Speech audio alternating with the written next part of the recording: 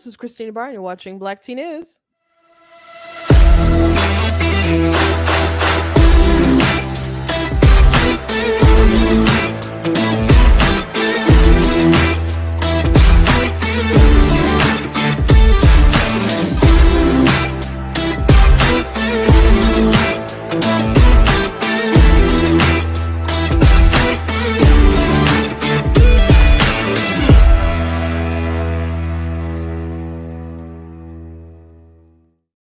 Hello, hello. Welcome to Black Tea News. I'm your host, Christina Barr, and today we're going to be talking about continued propaganda surrounding what we talked about yesterday with Trump and his comments where he said there's going to be a bloodbath if he loses, which was clearly talking about economics and the auto industry.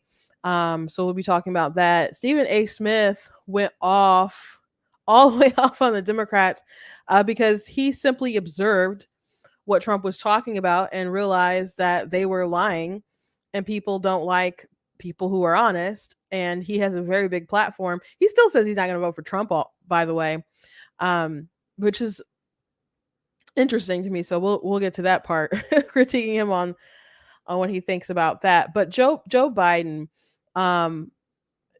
they've cut a commercial where they're using the bloodbath statement and they're connecting to other things. And I think I think Biden's rhetoric is really dangerous about all this. And the media, the rhetoric is really dangerous about all this. And spreading the idea that Trump wants to commit violence in context that is very clear that he's not talking about those sorts of things. And even if you don't like Trump, perhaps there's no heroes in the story. I think I've said this before, but your side is not virtuous in this and are furthering the divide of the nation. And so we have someone who's, again, if you cannot like Trump, but Biden is still not a good person. Plus, he has bad policies. So we'll be talking about that. Also, Dylan Mulvaney, we talked last week about a music video that he put out. And so he got a lot of backlash from the right and the left because it's a very stereotypical sort of song. And so he did a response video. I'm not going to burden you with having to watch his response video, but he asked the question of why is it okay for cis women, which I don't really identify as cis or whatever, but how come cis women can sing about girlhood and other things, but it's not okay if a trans woman does it? And there's an obvious answer, but we'll talk about that. We'll talk about that. But before we jump into everything, I want to encourage you guys to go to blacktnews.com, check out different content on my website, different articles, videos, etc. If you like what I do here, please consider leaving a donation at blacktnews.com/donate, because it does cost a streaming around my website, all the stuff. So you guys can support. I very much do appreciate you guys. You guys can check out different merch that we have at the store, like the black tea mug and different t-shirts and so on. Also, I have different books you guys can check out on Amazon as well. So I encourage you guys to do that. I actually have 17 books that are published. Most of them are fiction and some are nonfiction. So I encourage you guys to check that out. I'm trying to find the picture of me with my collection, but here we go. Yeah, so I got lots of them. So I encourage you guys to check that out. If you're in the Michigan area, you do like to travel, because some people come from out of state for it. I will be at Motor City Comic Con in May, so I will have a booth there. So if you guys would like to come and get a signed book or something, you guys can do that.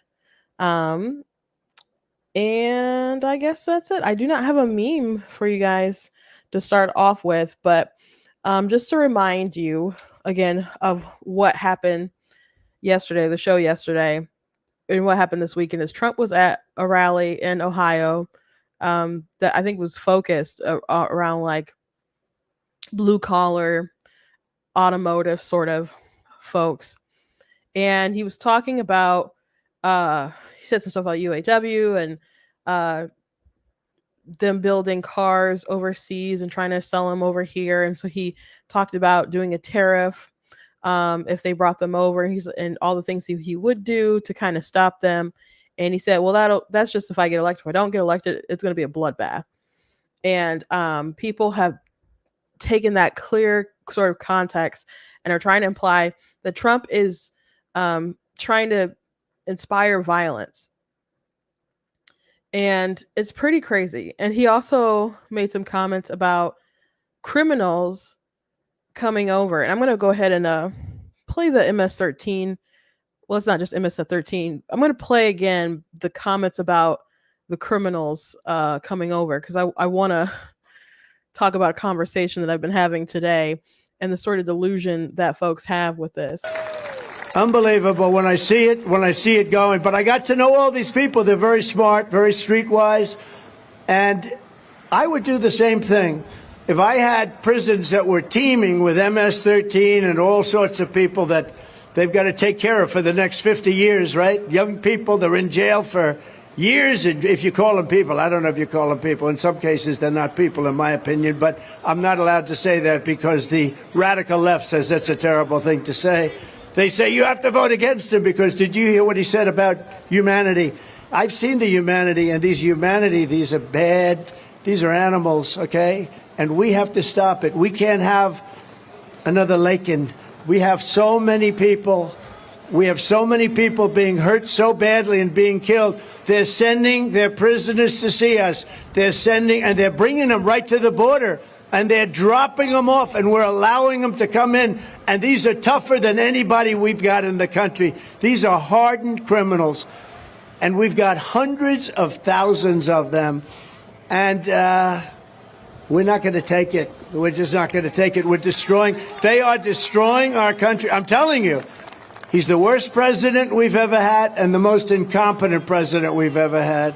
And he's also the most crooked president we have ever had. Now, other than that, I think he's doing an excellent job. Do we agree?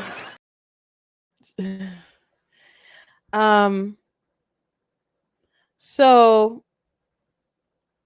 that was one thing that he said. So yesterday I brought up how there's this guy he's a critical biblical scholar, pretty left wing.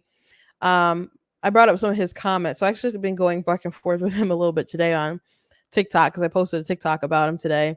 And unfortunately, that sometimes TikTok will let your videos go, and sometimes it's clear that they're kind of suppressing it and keeping it like at a couple hundred views and stuff. So I was hoping that it would get more, but that's the nature of the app. But so he had talked about how yeah, you guys can see that if I highlight it.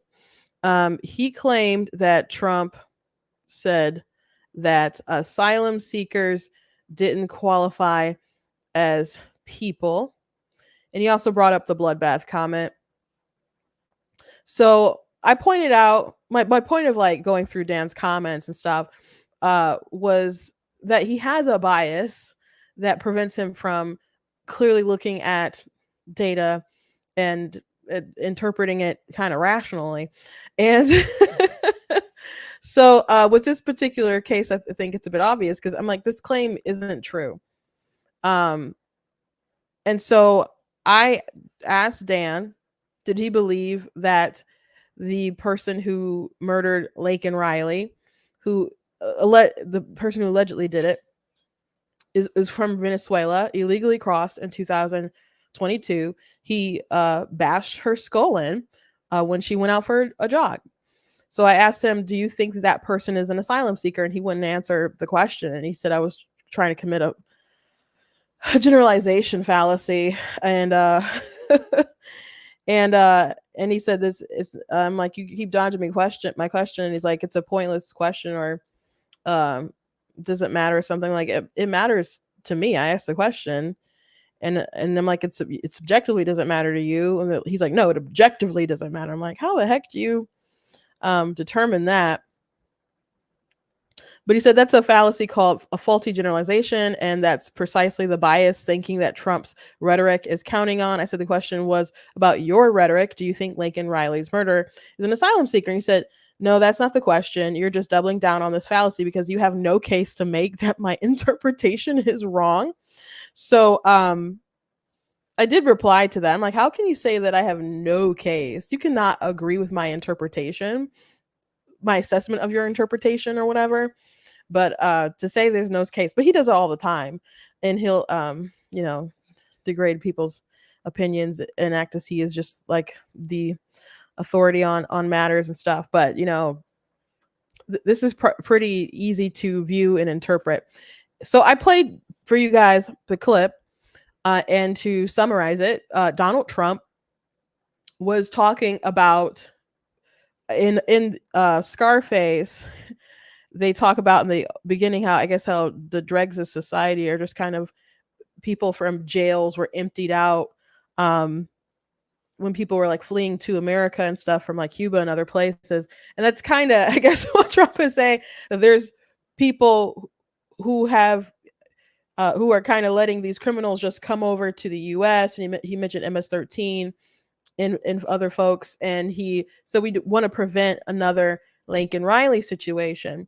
And so that's the context. But he said in some cases, they're not people. And he said, I know people will get angry about that, but, and they'll say, oh, you got to look at the humanity. He's like, they don't have humanity, or he was kind of stumbling at that point. But he said these people are animals.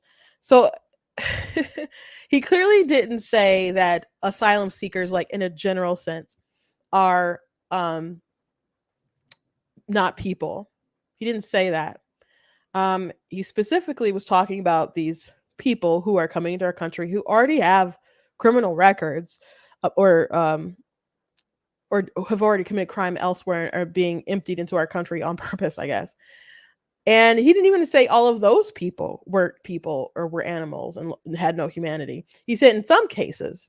So that means there's a certain bit of threshold that people have to get to the point where he's like, okay, I'm not going to consider you to be a person anymore because you have abandoned your humanity and you're a bit of a moral monster here. And if you're offended that if that threshold is bashing Lincoln Riley's head in, and you're upset that Trump called someone like that an animal, cry me a river.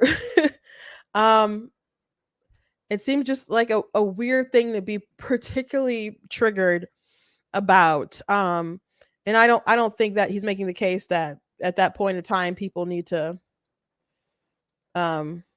lose all the rights, at least not instantly. Whatever, you can deprive someone of their rights if they have due process or whatever, but you know, like you can do things like capital punishment and so on. But this was so bizarre to me, that there was this double down on it, because either you didn't understand what Trump was saying, or you're purposely misrepresenting what he's saying, or you're upset because these criminals who are asylum seekers are being talked about negatively. And that's goofy. That is real goofy.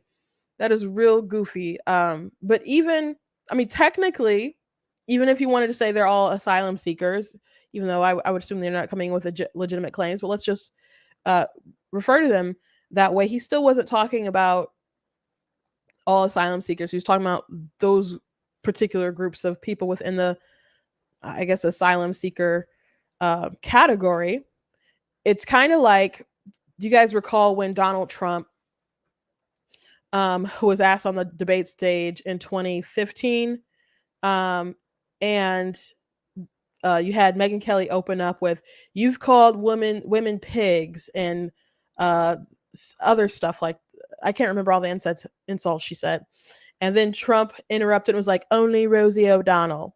And then everybody laughed and stuff, and he kind of like shifted the energy. And she's like, "No, it wasn't just Rosie O'Donnell." But by then he had already shifted the energy.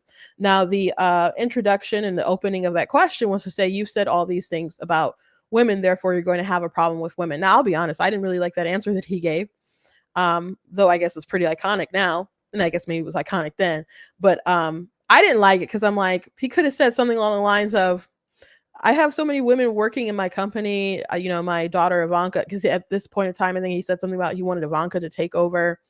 I'm like, he could have just uplifted so many women that he's supported and elevated within his business to just say, like, if I have beef with a certain person, I have beef with a certain person, but women are capable and amazing, and I love women more than anybody else, you know.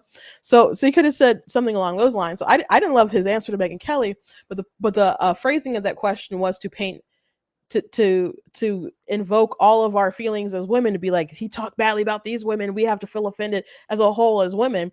When he personalized it, like, no, I'm talking about Rosie O'Donnell, and you all know that she's not a good person or a terrible person or something. And we could all go, like, you know what? He did talk about a woman, but it is Rosie O'Donnell. So that's kind of what that was. Or Omarosa, when he called her a dog when they had a falling out, people were going around, the media was going around saying, oh, he's talking about women. He's calling a woman a dog. And when Bill Schuette was running for governor and he announced his attorney general, not attorney general, lieutenant governor candidate, I was at OCRP, the Oakland Republican County office, when they had announced that and introduced her and stuff. And that was one of the questions, like, what do you think of Donald Trump calling a woman a dog? And or some people would say a woman, or they'd say a black woman, and try to make it like it was racist or something. And I'm just like, I don't remember exactly what her answer was, but it was pretty good. And I'm like, Omarosa's the worst. I'm not going to be offended on behalf of women or on behalf of black women because Trump said that Omarosa was a dog. I'm just not. You could be like, oh, that's not nice. Sure. It's not. And neither is Omarosa. And neither is Trump. So I'm glad we got that all out the way. There's some not nice people in this world, but that didn't have nothing to do with me.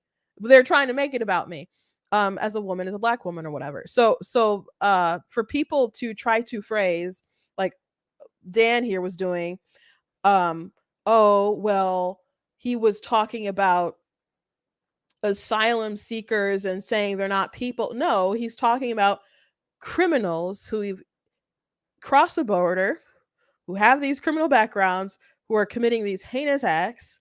And once they start doing crazy things that are very brutal, they lose their humanity in a way. And I'll refer them to animals. Like, that's the context. It is not be offended on behalf of asylum seekers as a whole because he used that phrase. But again, that's how they want to present it. And it's pretty dishonest. And when people phrase Trump's comments in that kind of way, I understand it's politics and you want to win, but maybe some of it's just derangement, though, Trump derangement syndrome. But if you phrase it that way, you're just building up more hysteria across the country. You're just building up more division in the country. And there was never an opportunity for Trump to be some kind of unifying figure. And maybe perhaps he was never that guy anyway. But there was never a chance when people wanted to paint him as if he were Hitler, you know? So the crazy thing about Trump, though, is that there's so many things that you could ding him on that are like legitimate concerns. The comments he made about and I guess we'll you'll hear it once I play the Stephen A clip about Mexico. I mean, not Mexico, the cars and the bloodbath situation. They could have talked about the tariffs and the economic benefits or harm that kind of policy would do. They could have made it a substantive debate on issues, but they decided to say, "Oh, it's a bloodbath. He's promising bloodbath," because they only want to talk about the hyper extreme stuff to scare people into not voting for him, because they don't have a leg to stand on really with policy because their policies are bad. But that doesn't mean that Trump doesn't come with some problems and issues. Now, even with this conversation about the asylum seekers in that segment, there is something to complain about with Trump there, because he started off talking about, at least to me, it sounded like, oh, these guys are smart, because they have access to these criminals. And instead of them keeping them there, they're just emptying them out over here. And, sometimes Trump has this like, yeah, these people are bad. Like they're smart, man. taking advantage of us. Like, if I was in their shoes, I'd do it. I understand them. I'm going to stop them, but I understand them. Like, you can understand them, but to say things like, well, if I were like, no, like you should do the right thing all the time when you can. And if you can, so if you were, I didn't, I don't know, country somewhere and had the opportunity to, um, empty out prisoners onto another country, you can understand, I guess, why someone would want to do that, so they're no longer your problem. That doesn't mean that should be a policy that you would pursue or whatever, if you were in such a circumstance. So there's things that you can talk about, but they don't want to legitimately criticize him. They just want to make it about a bigger narrative, um like, if you vote for him, there's gonna be civil war, there's gonna be blood in the streets or whatever. So they can't say, nail it down to like, oh, are you gonna support these tariffs? Like, is that good policy or bad policy? They would say, no, you're a bad person if you support Donald Trump, because you're basically guaranteeing his bloodlust revenge. Those are the sorts of narratives that they want to build, and it's not good.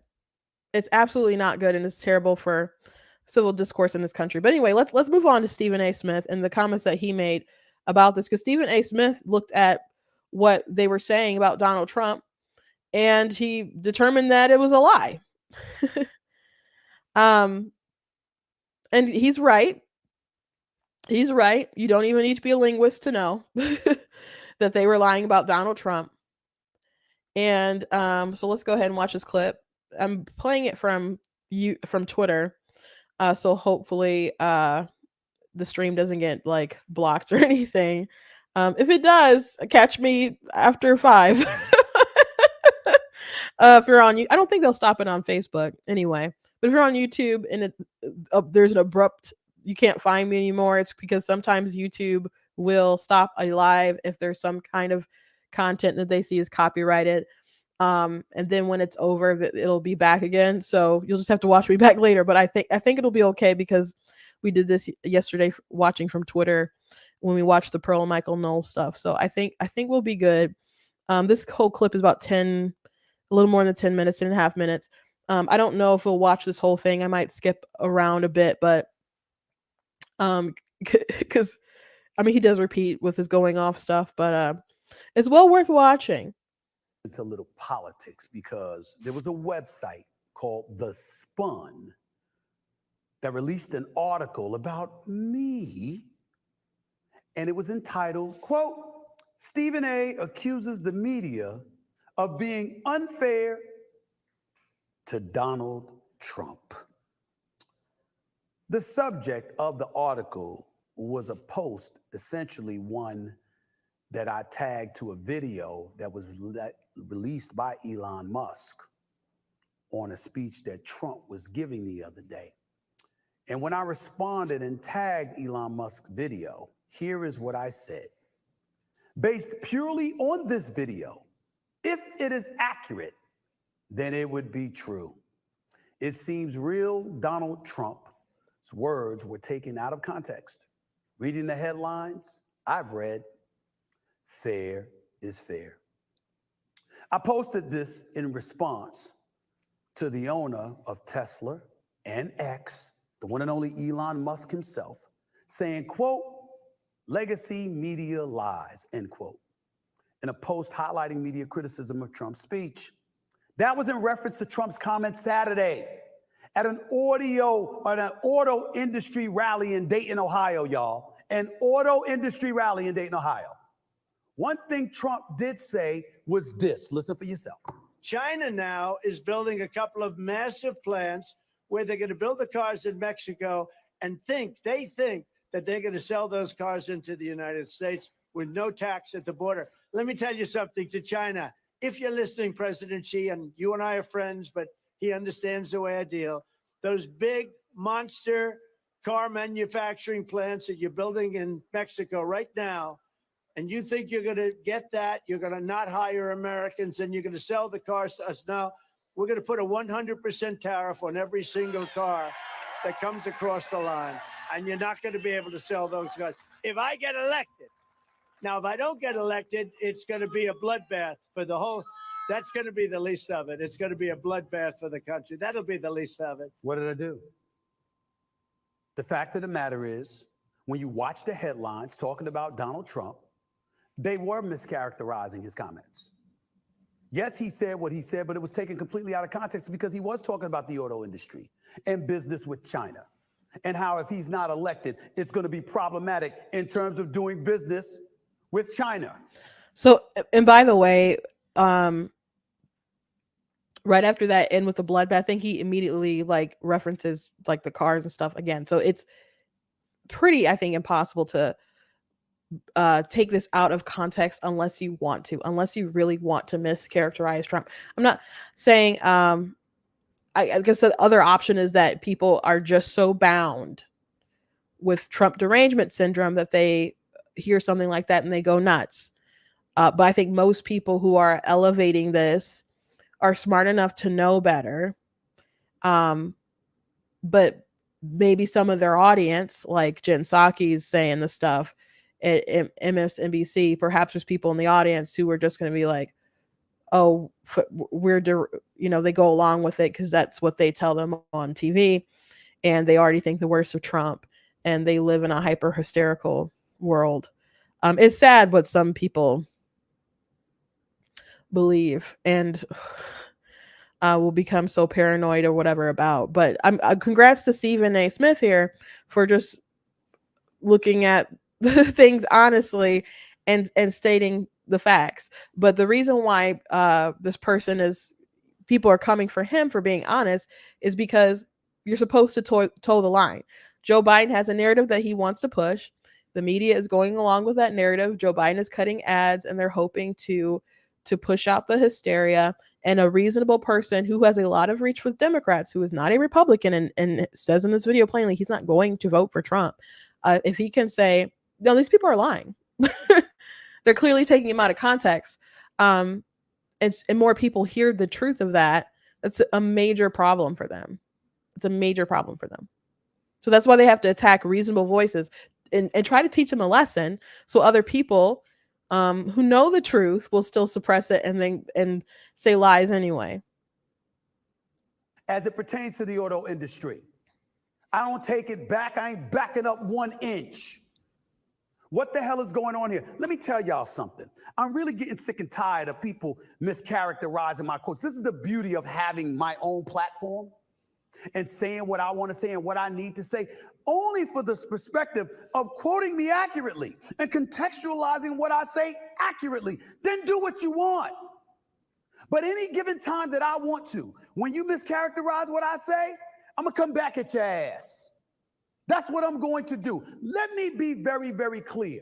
For all of you Democrats out there that swear up and down, I'm some damn Trump supporter because I call it like I said. I didn't vote for Trump in 2016. I didn't vote for Trump in 2020, and I damn sure ain't gonna vote for him in 2024. And if you really, really want my history, let me take it a step further. I voted for Michael Dukakis versus H.W. Bush. Even when he tried to hoodwink everybody and use those Willie Horton ads that ultimately worked for him. I voted for Bill Clinton, not once, but twice. I voted for Al Gore. That's the first time I heard about, what is it, leaning chads at the voting booth? Hanging chads, rather. I don't know this stuff, but I voted for Al Gore. Yes, I did. I voted for John Kerry. Yes, I did. And you damn right I voted for Barack Obama, not once, but twice. And I voted for Hillary Clinton. And I voted for Joe Biden, despite the crime bill, leading to mass incarceration for minorities in this country, although it was entirely his fault because you had the Congressional Black Caucus pushing him to do it. But he bragged about how it was his bill, until it wasn't politically expedient for him to do so. I've been voting for Democrats, but hey, I'm a fair-minded individual. And when Republicans make sense, I'm going to give them credit for it. When they're right about something, I'm going to give them credit for it. There's plenty of Republicans other than Trump that I would have voted for, and I wouldn't have apologized for it. Because So I want to interject here. I'm really curious which Republican that he would have voted for, I guess in 2020, because he's saying he's not going to vote for Trump. Is that Nikki Haley? Is that I imagine Christie maybe? Would he have voted for Ron DeSantis? I don't know. So I'm curious which ones he would have been open to, because Biden is a disaster here. But what's funny about him doing this breakdown, and I know he's doing his resume to kind of prove like I'm not a Republican shill. I'm just trying to be honest with you guys. Is that Stephen A. Smith had a pretty viral segment or video some years ago, and he's brought it up recently, and we've talked about it on the show, where he's talked about how Democrats need to leverage their vote. And I'm like, are you doing that though? With this history of, it was just boom, boom, boom, boom, boom, boom, boom, all these Democrats. And you can say like, oh, I would have been open to voting for a Republican if they were basically a Democrat. Like, Biden is as bad as, as a president can basically be. And he doesn't deserve to be reelected. So if any people are open to voting for someone else over Biden, the time, or if they're a Democrat open to voting for someone else, the time is now. And I can understand Trump being very hard for people to stomach and go ahead and do that. But if the person, but who's that alternate person that you'd be willing to vote for? Is it someone like a Ron DeSantis? Like, because of course you're going to have policy differences, but I'm just curious, is that just something that you say? Because it kind of looks like he hasn't really leveraged his vote if he's just going to keep, pulling for the Democrats. And he said that he's still not going to vote for, I guess that doesn't mean he's going to vote for Biden. He might vote for Kennedy, or just, not check that box. But maybe he is going to vote for Biden, but he gave some really good advice about how the Black community needs to leverage their vote and not just automatically just vote in a pattern in order to achieve some kind of successful lobby for things that the Black community wants. But if they just keep, if as long as they're just going to be loyal to the Democrats, they can keep treating them like side chicks if they just know that they can treat them any kind of way and they're still going to come crawling back or whatever, And I'm not saying he's crawling back to the Democrats, but I wonder if I'm really curious who he would have been open to voting for, or would he have been open to voting for any of them if it wasn't Trump. And we'll get to his comments about Trump. I don't know if he's going to say it now or later, but let's keep listening. Because I don't happen to disagree with every conservative policy. But just so we're clear, I'm a fiscal conservative and I am a social liberal, unapologetic about it. What does that have to do with y'all not telling the truth? See, at the end of the day, let's just call it what it is. Trump, he's about to just go really off and say great stuff, but I just had to say that was amazing. Like what do I have to do with you lying? What do I have to do with you not telling the truth? What do I have to do about anything? Like, I had that conversation with that biblical critical scholar, Dan McClellan, and I'm like, I'm talking about your rhetoric and what you're saying. And you're accountable for your words. Like, I know you don't like Trump, but what you say still matters. How you're representing the facts still matter. And I can say this stuff about the right. Like, people, I didn't like how some people were coming for Nikki Haley because she said she was a brown girl who was teased for being brown. And you had some people who were mocking her, saying, girl, you ain't brown, and other stuff.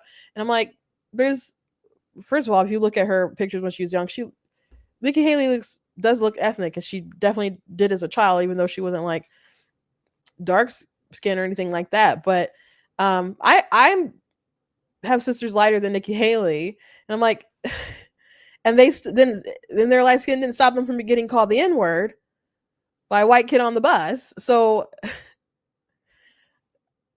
just because you're not as brown as you think someone ought to be doesn't mean that they don't face discrimination. So I just wrote an article about it, saying that please, at the end of the day, you cannot like her, but your integrity is still on the line and it still matters. So you have to make a good choice every day for you to do the right thing. You can't let politics turn you into some kind of monster where just anything goes. It's not like you're on the campaign. And I don't think campaigns should just do anything goes. When I worked with the Michigan Republican Party and I would cut different ads, I would not just put anything out. I made videos and I was the one who made the graphics. The digital director used to say that I made the bullets and he fired them. It was really important when I did a video that it wasn't dishonest. I didn't want someone to trace back something to what I said and be like, this is a total misrepresentation of the events. And I know there's plenty of people who cut videos and do stuff for campaigns that will lie. I had to call out Trump's allies for misrepresenting Kathy can't remember her last name, but she ran against Dr. Oz, and on Twitter she's Kathy for Truth. I think that's her handle. But they were trying to paint her. They released this video that was really chopped up and tried to make it seem like she was some anti-white pro BLM person, which wasn't the case. And the editing job was terrible. And you had Rick Grinnell, people like that sharing it and amplifying it because they wanted Dr. Oz to be the nominee. And I'm like, this isn't it. That made me lose a lot of respect for some people in the Trump camp. I'm like, you should not do things that are this utterly disgusting. Like, debate the facts, debate the facts, the policy, the character, whatever things. Those things are on the table, but don't make stuff up. So again, with Stephen A. Smith saying, what does how I vote, what I think, me being a fiscal conservative and social liberal, what does all that have to do with the fact that you people are lying? And you have to take accountability for your lies. And it's not on me to stay silent when you lie. You should be telling the truth. You should be telling the truth. Trump is handing it to y'all. All you Democrats out there are walking around acting like it's somebody else's fault that in the year 2024, you're begging a soon-to-be 82-year-old incumbent to run for re-election and win for you because you haven't had a damn soul that can take them. 4 indictments, 91 counts, 2 impeachments, civil suits against them, elevating above $400 million. And he is whipping y'all ass. That is a fact. He secured the GOP nomination. You got him ahead in all the polls as we speak. You've got him elevated, according to the polls, in the world of Hispanics and blacks, more so than ever before. Not to say that those numbers are going to be exorbitant, but it'll be just enough to get him reelected. And because I'm sitting here and pointing out to you that you're getting in your own way by trying to fabricate or embellish stories in such a fashion where you could easily get caught, exposed for your miscalculations or your flat out lies, and something that he is going to use to his advantage to get reelected. I'm wrong. I'm wrong because I'm calling out how you don't know how to beat them. That's the problem. I'm no political aficionado. But I've been on the record saying I'd love to go against Trump in a debate. You know how embarrassing that is that I could say that? Because he beat y'all. You can't beat him. You can't beat him. You're trying everything. You're engaging in lawfare. You keep coming up with stuff. It's Russian collusion 1 minute. It's civil cases the next. We got a district attorney in the state of New York going after him for paying hush money to a former porn star. You really think that's going to stop him from getting reelected? You've got tens of millions of people who are already on the record saying they would vote for him if he were a convicted felon and put in a zebra suit and behind bars. And the best you could do is say Stephen A. Smith is supporting him, is coming to his defense. That's the best you can do because I'm pointing out how something's not going to work. Newsflash. He is taking it to y'all in such a way that it's become a bit embarrassing. It's that simple. Not only is he taking out DeSantis and Nikki Haley and Chris Christie and Vivek Ramaswamy, he's also taking out President Biden before our very eyes. The momentum keeps dissipating. I'm not happy about that because I believe that a Trump presidency could potentially cause civil war in this country. That's my personal belief based on his behavior because I believe he will be on a vengeance tour. And he won't be governing, he'll be exacting revenge instead of being presidential. And so the rant is great as far as Trump taking it to him. And he Trump is and he's right, all these things that they're doing isn't going to stop him. If anything, it ensured his victory in the primary, and I think that was probably a strategy. But just as Donald Trump giving Donald Trump a bunch of media attention in 2015, 2016 was a strategy.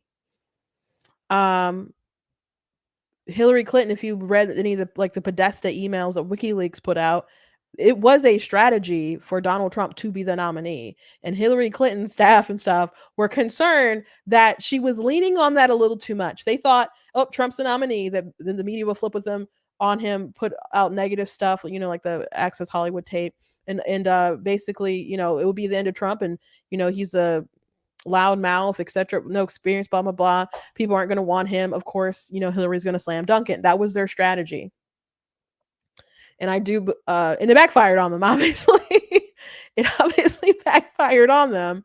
And I think they did it again here. And I think some people came for Trump just because they're deranged and they hate him and they will always hate his guts. Because he basically beat them at their own game, right? But I do think it was a strategy for him to be the nominee. However, Joe Biden is still, from what we can gather, losing. And much of that is on Joe, not on Trump. Yes, people feel that Trump is being treated unfairly, and that does drive more loyalty toward him. But Joe Biden has basically dwindled in the eyes of the American people ever since the Afghanistan exit. That was when his polls really started to tank. And people see him as mean, as a liar, as incompetent. And that middle of the road kind grandpa who likes ice cream and cars and shades, like that's not enough for people to hold on to when they can't pay for groceries and other things like that. I was talking to my sister about the reply that Republicans had for the State of the Union, and I can't remember the name of the woman who did it, but they did a parody of her on SNL, and Scarlett Johansson did it. So my sister asked, did I say it? I'm like, no, it just kind of seemed like it was too cringe. And so I didn't want to watch it. She's like, oh, it was definitely cringe. And I said, what they should have did is they should have had a black woman walking through a grocery store doing the reply. Like, I can't feed my babies. You want to kill me? You trying to get me excited about killing my babies? I can't feed the babies I got, Joe. Look at this chicken. It used to be $10 under Trump. Now it's $20. Like, just stuff like that. Just stuff like that. And his priorities are elsewhere. Just something like that. Like, it could have been the realest. And she said, and my sister said, play kind of appeals like that do well, down south, but like all over the country and stuff. It just wasn't the right kind of reply. But Joe Biden's not doing well. Joe Biden's not doing well. And again, that's his fault. As far as them having to hope and a prayer, depend on this super old man to get reelected. That's really puzzling to me because Joe Biden came into office or campaigning into office or trying to get into office, claiming that he was basically a transitionary figure. Like he used language like that, implying that he would be one term basically. But of course, he decided to run for reelection. And it would have been very easy to say that he can't run for a second term or he won't run for a second term and make Kamala Harris the heir apparent. Maybe that was the original plan, but she was just kind of so awful that they decided they couldn't do that. And he still had to be the front man because I still think it looks bad for the Democrats if they go to someone else other than Kamala Harris since she's the vice president of the United States. I guess there's always a chance that they could replace him, but I don't know. They could just be determined to be on this path of destruction, hoping that they can I don't know, inflame the passions of Democrats enough where they will be so afraid of a second Trump presidency that they will still vote for Joe despite how bad things are for the sake of the country, the future of the country, etc. And I guess some people already their hearts are there because Stephen A. Smith is saying, I believe there will be a civil war if Trump is reelected. And he's saying that that he will be on a revenge kick. Now, I to be fair with you, I can see the concerns because if all these people decided to do you dirty, with all these indictments, there's this Letitia James and New York, and that he has to pay like almost $500,000 for his for the judgment. He's trying to get a bond, can't is having trouble paying it and stuff, and they might have to seize his assets, which I think is I'm like, why? The money just going all to the state. I'm like, why does the state deserve all that money when he didn't, when the banks got their money and you're probably not valuing his property accurately? It just seems like the most unjust, we need to throw some tea in the water kind of thing. And I certainly wouldn't want my business headquarters to be in New York if that's how they do business with people. So I don't know what he's gonna do with that or get out of that. But like the bragg indictment, he mentioned like porn star paying off sort of thing. Which that indictment's pretty nutty. They're coming with all this stuff against Trump here, but it's not gonna help. It's not gonna help them at the end of the day, because people feel that he's being treated unfairly. But why?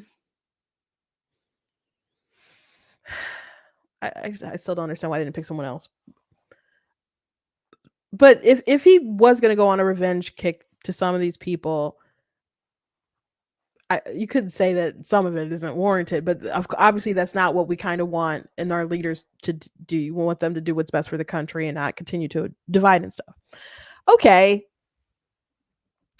But when Trump was running the first time and people were saying lock her up, lock her up, lock her up, and the Clinton campaign was doing different stuff that was shady as far as their tax and other stuff like that. And Trump, as soon as he was elected, he was basically like put a nip in the bud with the indict Hillary stuff. Just like it was, he's like, it was fine when we were on the campaign trail, but nah, it's over. So he already had it within his heart and demonstrated that he wanted to just kind of move forward with stuff. So feeling that, I think it's a valid concern for Stephen A. Smith there. But he's also demonstrated that he can just kind of let something go to just kind of move on for what he thinks is good for the country. So, the vengeance stuff, he's like said it, and they've kind of promoted that idea. And with the mugshot that they had, didn't they just like tweet it out and put vengeance or something like that? So there is that idea out there. So I can't blame Stephen A. Smith for having that in his mind. But we haven't really seen that bear out before in the past. So I don't think that's it's a reasonable concern. It's not a solid like, oh yeah, that's gonna happen, right? I respect his concern though. I respect his concern. However, Joe Biden, though, if Joe Biden was a better man in his soul and his behavior, you know, perhaps his critique here would be valid. But Joe Biden, again, I've said this many times, he's not interested in unifying the country. That State of the Union was not unifying in the least bit. There are people who are being indicted and stuff for, you know, going to in front of abortion clinics, not like trying to bomb it or something like that, but just protesting and getting arrested, or how they turn like you had the National School Board Association sent that letter to the Justice Department, which was coordinated with them or whatever, to use asking to use the Patriot Act on parents who are going to these um different meetings and stuff. And one of the examples to why they needed the Patriot Act was a father whose child was assaulted in a bathroom by a boy in a skirt or whatever. I think he was in a skirt. I don't think that. But he's a boy in a bathroom. So that was the story that they were trying to use as a reference. One of the stories as to why they need things like the Patriot Act on the parents. Joe Biden, when he says MAGA Republicans, and he's like, "Oh, these are so extreme, the MAGA Republicans." Yeah, I could probably think of some extreme folks that I've known or seen or observed that I'd be like, "That is an extreme MAGA over there." Like, I don't know about, I could probably point some people out, but Joe Biden will be like that. Will assume like you're an extreme MAGA Republican because you just are for normal conservative values and opinions about abortion and other things, the border and other things like that. So if you don't bow down to him, they will spread misinformation, like the voting laws in Georgia called it Jim Crow Joe, Jim Crow 2.0 makes Jim Crow look like Jim Eagle, you know. So the lies that they're willing to spread, the discourse they're willing to spread, the hysteria they're willing to spread, why don't you think that those things would lead to some kind of civil discourse that would break apart the country? Why don't you think that? Why can't you see that? Why can't you see that?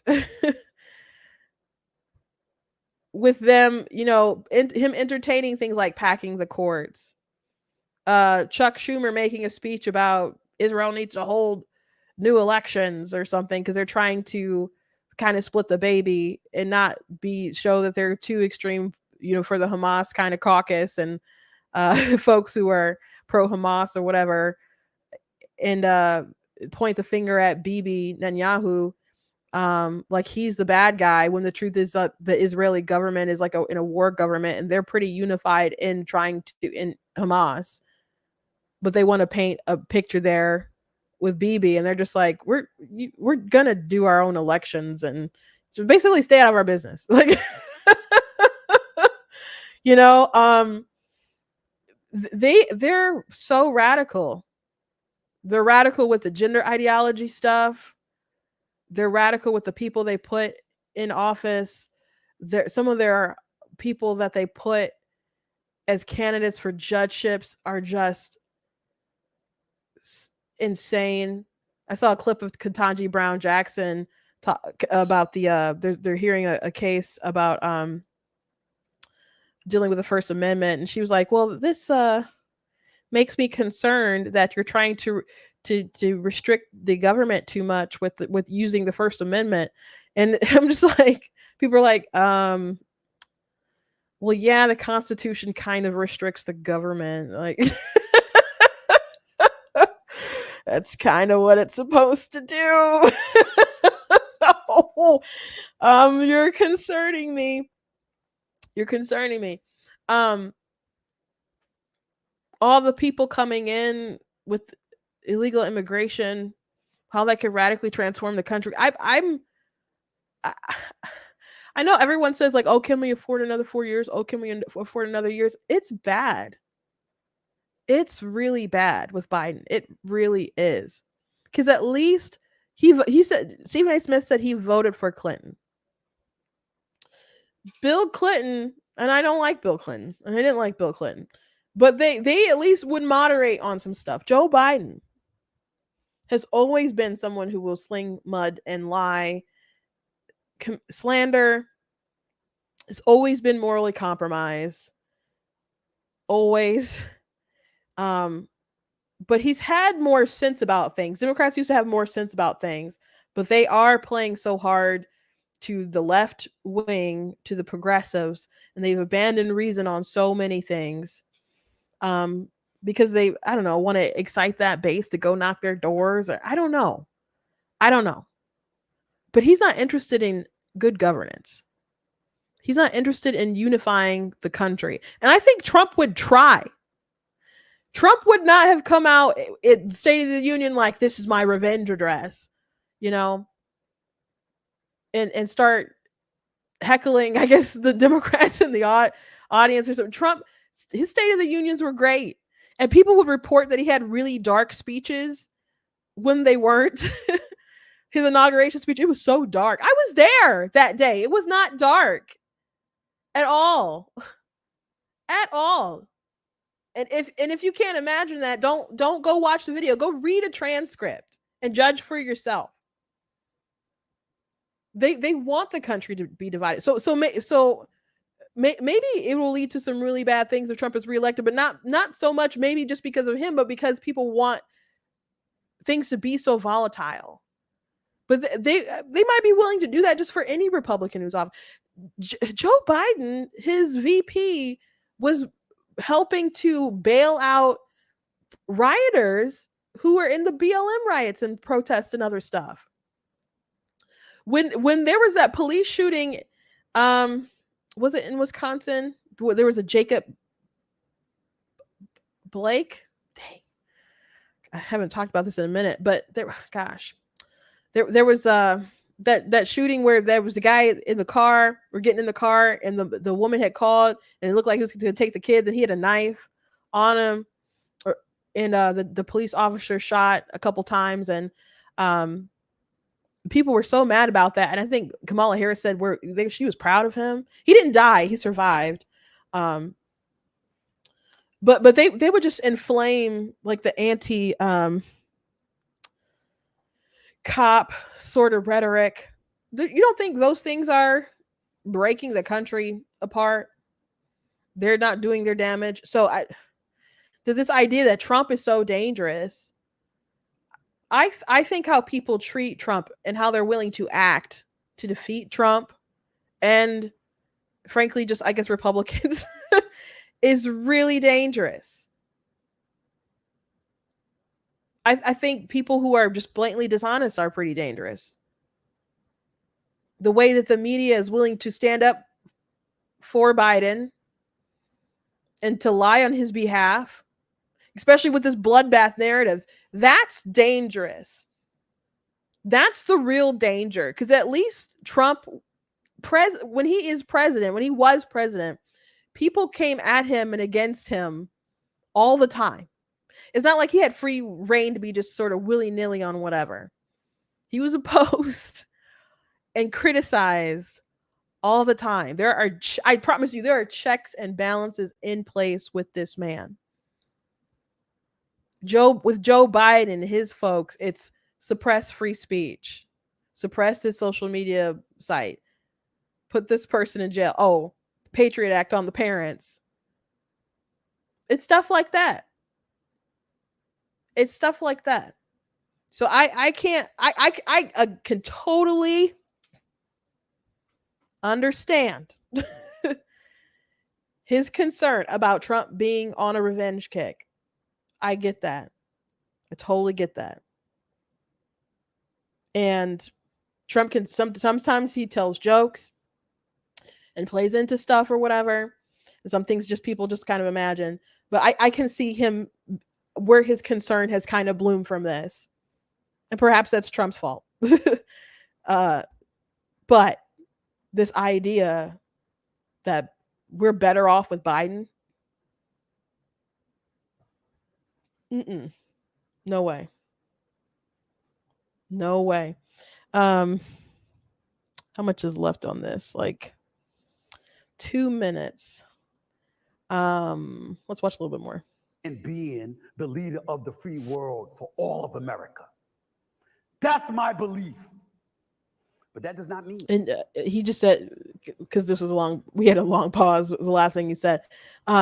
He also noted that he didn't think that Trump would be the president for all people.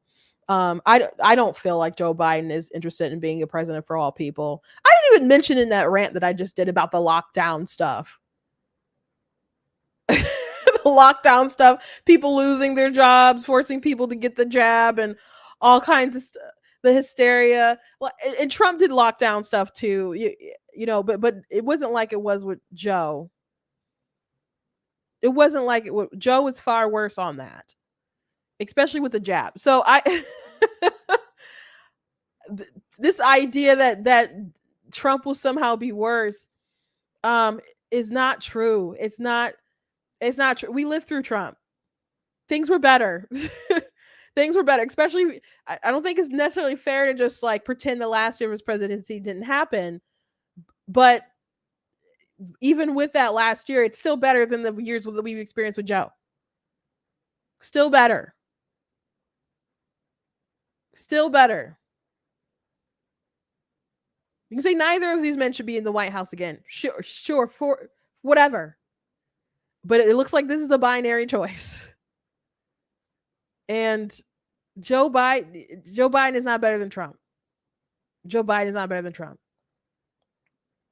I'm not going to point out when you're doing something that's to your detriment that is not going to lead to beating him. The truth is the truth. He's smoking the dams right now. After he smoked every GOP rival they could find. He looks like he is destined for the White House. All Stephen A is sitting here saying, what you gonna do about it? What you gonna do about it? Because right now, he's giving it to y'all. It's worse than what LeBron James and Steph Curry do to opponents. Or what Patrick Mahomes just did to a bunch of people. Trump is doing that to the Dems. Because in the year 2024, the liberal side of our political stratosphere, the ones whom some are called progressives, are relying on an 82-year-old to come save the day. And I'm saying, what if the momentum continues to show this? Y'all just gonna stand there and let Biden fall? Y'all ain't gonna do anything?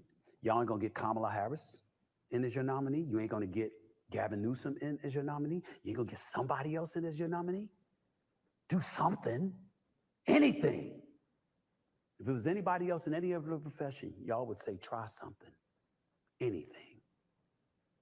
Y'all just standing still, again, getting your ass kicked. You want to accuse Stephen A of saying something? Accuse me of that. I dare anybody to deny it based on what we've been seeing. There is always the chance that they could try to replace Joe at the convention last minute or whatever. And Joe Biden is old.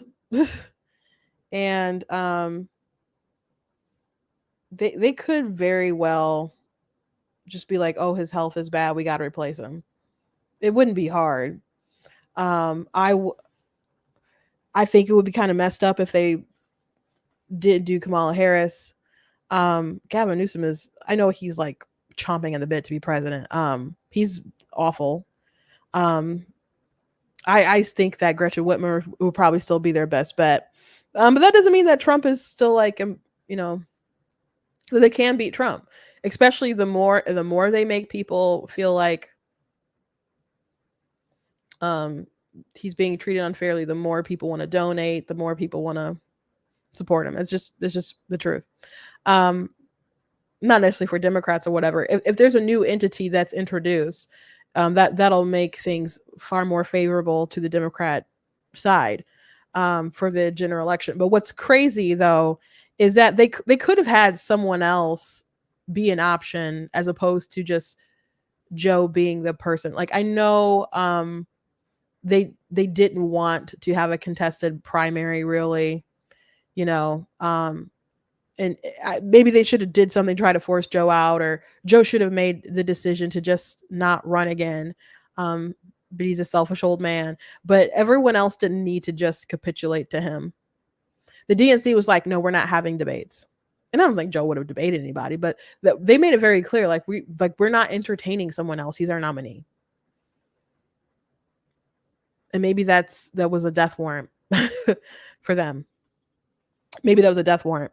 I do want to show you guys just to reiterate how dangerous Biden is. He cut an ad about the whole bloodbath thing, and he has it on his Twitter, and they've posted things, sent out statements about this, and this is the narrative that they're going with, and it's really gross.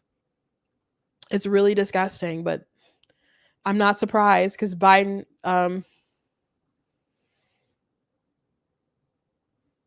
it's just not new. It's just who he is. Now, if I don't get elected, it's going to be a bloodbath. It's going to be a bloodbath for the country. Jews will not replace us. But you also had people that were very fine people on both sides. Are you willing to condemn white supremacists and militia groups? Proud Boys, stand back and stand by. Please rise for the horribly and unfairly treated January 6th hostages. There'll be a lot of pardons and commutations of January 6th defendants. Yes, absolutely. You tell your supporters now, no matter what, no violence. And it's going to be a bloodbath. Paid for by Biden for president. Retweeted by Joe Biden. Of course, Joe doesn't post this stuff himself, but that's how they're using his face as platform. Lie after lie after lie, like using that kind of imagery.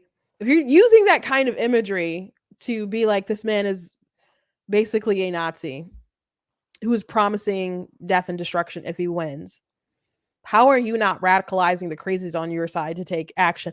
Especially since so many progressives on the left, who they are trying to really cater to, have an idea that things that like Hamas did are justified because if you oppress people or whatever, like nothing is, I guess there's a point where nothing can be off the table. So if Trump represents a racist sort of oppressive system, how do you know what these crazy people are willing to do?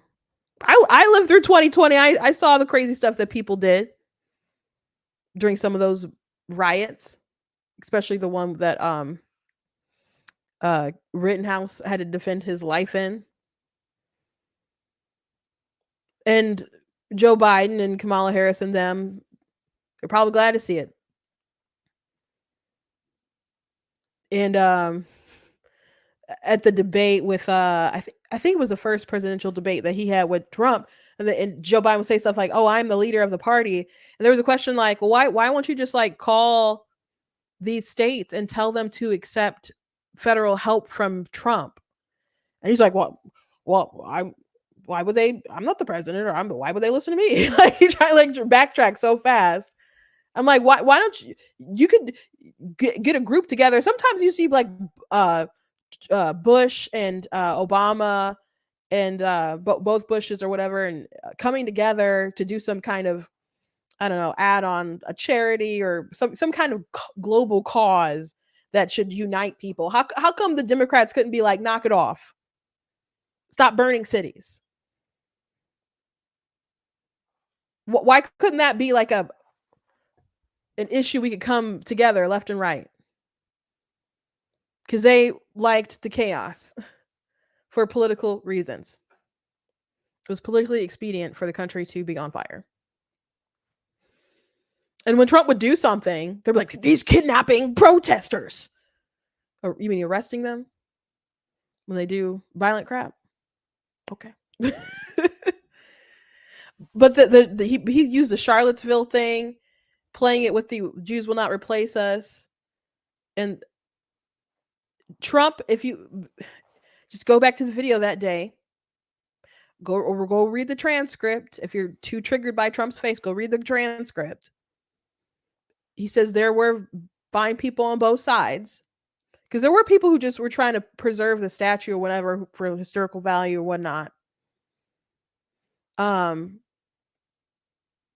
there's people who obviously wanted it taken down, but there's bad actors there. But Trump very specifically said, I'm not talking about the neo-Nazis because they should be condemned. That's what Trump said. So Joe Biden is aware of the context. And by the way, reporters have been right in his face and brought it up. And like, why are you still spreading this lie? And this was a lie that he launched his campaign off of. But here he is spreading it again because it's politically expedient to break the country apart and make people believe that if Donald Trump wins, there's a Nazi in office. If Joe Biden, his policies suck. His policies suck. But him as a human being, he's not a good man. This isn't something that good people do. This isn't something that a good leader should do who wants to unite the country and keep it from burning down. You could debate this man on policy, but that's not what he's doing. So Stephen A. Smith saying, oh, Donald Trump gets elected, it's going to be civil war. That's what I personally believe. That, okay. Again, I understand the concern. But look at what we have. And you can say, well, there's no civil war right now. Sure. But look what they're trying to, the hysteria they're trying to inflame. And by the way, this unfair characterization of Trump and stuff, it inflames, it makes people more passionate about wanting to support him. And it also inflames the people who really, really already love him and aren't all there yet, because they see how unfair you are. So you're probably radicalizing people on both sides, Joe, because they know you're a dang liar and that you're willing to do anything against people who don't think like you. So they think that they're next. They think that they're next. So spreading these lies, spreading the bloodbath thing and connecting to all, it's disgusting. Taking a lot of things out of context. It's just not good. I can't respect this man. I don't like this man. And you don't have to like Trump, but Joe is not better. I mean, I guess it's subjective. You can think so. But the thing about Trump and Biden, the things that people don't like about Trump, but a lot of it can go back and apply to Biden too, as far as different characteristics and other things like that. But at least one of them wants to lower your taxes. Right? Anyway, gosh, the last thing that hour really got away from me, I wanted to mention, there's this cool video that Elon Musk shared about open border policies and stuff. I guess it's just 2 minutes. Maybe we'll talk about it tomorrow. Really quickly, because I already mentioned it in the summary. Dylan Mulvaney, and I'm not going to play the video for you guys. But I'm sure you guys probably know who Dylan Mulvaney is. So he did a music video that we talked about last week about days of girlhood. And and he's a man who's had this whole segment of day 1 of girlhood, day 2 girlhood, day 3 or whatever. And the first day of his girlhood was like, oh, I spent too much shopping. People asked me if I was okay. And I said, no, I cried all day. You know, things like that, like women being bad with money, emotionally unstable, shopping problem, stuff like that. So and he's like, how'd I do, ladies? And he's in pink and he's like putting on lip gloss and stuff. So his music video was like that dialed up to 101. And the music isn't good. The lyrics are bad, but to his credit, he knows that if you just read the lyrics that they're awful. So I'm like, well, at least he's not crazy. At least he's not crazy. I'm like all the way crazy.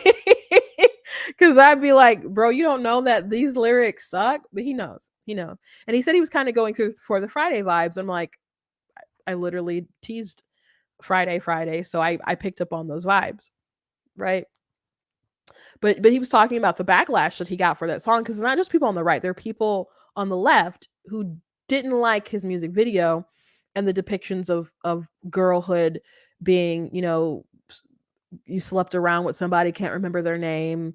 You took some, like you got all these prescription drugs in your cabinet, makes you look like a drug addict. You spent all day in bed or just lying in the bath listening. I guess the least offensive thing was lying in the bath listening to the Twilight soundtrack or whatever. But I don't think he probably didn't do that as a gay man. So just lots of like negative stereotypes. So Dylan question, like, why is it okay if cis women do make songs about that, but people take issue with someone like him does it? Because he said he didn't think it would be controversial if a cis woman probably did it. If you're like, what the heck is cis? Cis is a little fantasy that they've made up, but cis just means to them that you're if you're a biological woman or man or whatever, and you identify your gender identity is the same as your biological nature, then they say that you are cis. Cis implies that you still identify as a man or a woman. So I don't like the term cis. And I wrote an article on my website, blacktnews.com, that cis is actually a slur. And you guys can go take the time and read that. But I don't identify as a woman. I am a woman. So you have to buy into the ideology to even allow yourself to become cis. So I wouldn't. I would reject that too. But that was the language that he used.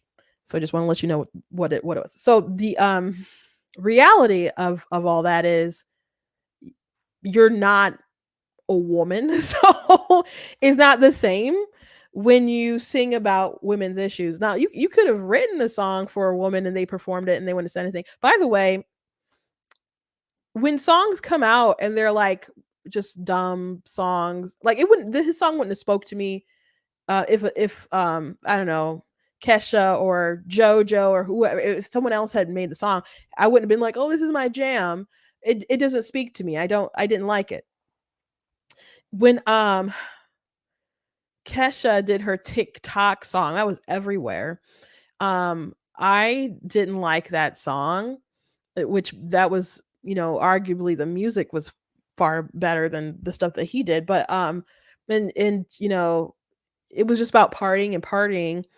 And I don't think it was particularly like spoke about girlhood partying, but it was just like a party kind of mentality. And I'm like, get yourself together. I and like that the kind of promotion of that degeneracy, I suppose, where there was a song that Beyonce did with Lady Gaga about the telephone, and they were in a club annoyed because their boyfriends were trying to call them and they were just trying to dance. And I'm like, what if there's an emergency? Pick up the phone. So I'm like, this song is so dumb. But Gaga, she's she still put out those hits or whatever. So just because a woman sings a song, makes a song, it's not free of criticism. Like he brought up Friday, like he wanted his song to vibe off Friday. Rebecca Black, people came at that girl who made that song, and she was a child, gave her so much hate, it was unnecessary. Like why is she getting death threats for a silly song she did as a child? Like you can criticize the lyrics or how she's saying it and be like, oh, it's the worst thing I've ever heard, like bleach my ears out or something. Like you can say stuff like that, but people were like really going for the jugular with her, and it was crazy bullying. I mean, at least I guess she became famous, but I'm like, the bullying was insane over that particular song. So just because a woman puts out something doesn't mean that they're not immune to criticism. But the problem is, and I did a TikTok talking about this already, and bear with me while I explain. Sometimes people bring up the differences or try to say like there's no difference in dressing in drag and drag queens. Like, oh, why you guys have a problem with drag queens when people are doing drag forever? Which people have always had a problem with comedians or whoever in drag or drag queens. Like my dad, I've never been cool with it or whatever, would always complain about that kind of stuff. So it's not really, I know people say that pretend that it's new, but it's not new. But anyway, the difference is that if someone like was Jamie Foxx or Jim Carrey or Martin Lawrence or whatever, if they were dressing in drag, the point of it isn't to mock women, it's to mock men. And the joke is that men make really ugly women. Men are not women, and they just look, the point is they're supposed to be ridiculous, prancing around posing as women. That's the joke. Now, drag queens, they wear women face. They take on this persona as a woman. They're caricatures, and they have these big breasts and crazy eye makeup and all this kind of stuff to be like the most exaggerated kind of form of this woman. And to me, it's akin to like, I don't know if you did blackface or something, and if you're like, oh, but I like drag entertainment. Some people liked people like minstrel shows. What can I say? You have some strange taste in art. If that floats your boat, it floats your boat. But it's clearly woman face to me. So they're taking on a caricature, and I would say making they probably see more as a homage. I would kind of see more like a mockery, whatever. But it is what it is. But the question here with Dylan, if he's going to continue to focus on these stereotypes, and I'm not saying that's been his whole like purpose of the journey, but from the first video and doing this video to basically commemorate it, and I think he maybe did he release it on International Women's Day, or maybe it was just around that time, so people also saw that as like offensive too. But if you're going back to basically how you were at the beginning and just make it worse, the question is, are you dressing in drag, or are you doing a drag queen situation where you're a man who's highlighting how ridiculous it is for a man to try to be a woman, or are you basically this caricature mocking women? Because it kind of seems like it's one of the two, because you're not actually a woman, but clearly you're like in one of these two categories. And I know he says he's trans and claims to be a woman, but all you have is these hyper exaggerations. So yeah, that's probably why people are offended, because that's how you're portraying women. And I'm not saying there's not women who like to do the things that he did in the video. However, I don't see how the things that he did in the video can really be about his womanhood journey when he probably did those things as a man, as a gay, effeminate man. Or you could say that about most of his journey. Like, do I think that you didn't like boys and gossip about boys and date boys as a gay man? Sure you did. Were you promiscuous as a gay boy? I'd be surprised if you weren't. I don't think you became a girl and all of a sudden like to have one night stands where you can't remember people's names. And women are capable of casual sex like that. But that is more of a man thing.